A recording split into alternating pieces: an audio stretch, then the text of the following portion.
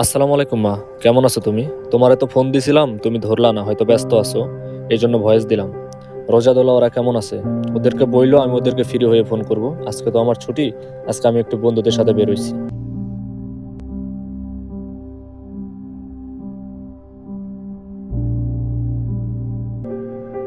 প্রবাসে যারা থাকে তাদের মুখে হাসি থাকে, কিন্তু সেই হাসির পেছনে লুকিয়ে থাকে হাজারো কষ্ট। তারা পরিবারকে কখনো বুঝতে দেয় না, তারা মিথ্যা বলে।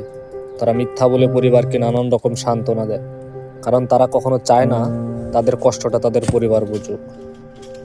হাজারো কষ্ট লুকিয়ে মিথ্যা হাসি দিয়ে তারা তাদের পরিবারকে যে কোনোভাবে মানিয়ে নিতে প্রস্তুত। প্রতিদিন সূর্যের আগে কাজ শুরু, ঘাম ঝরিয়ে দিন শেষ।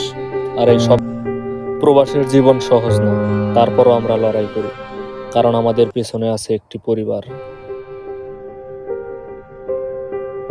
আর আমাদের স্বপ্নগুলো ছোট, শুধু চাই পরিবারের মুখে একটু হাসি দেখতে। আর এইভাবেই চলছে প্রতিটি প্রবাসের জীবন।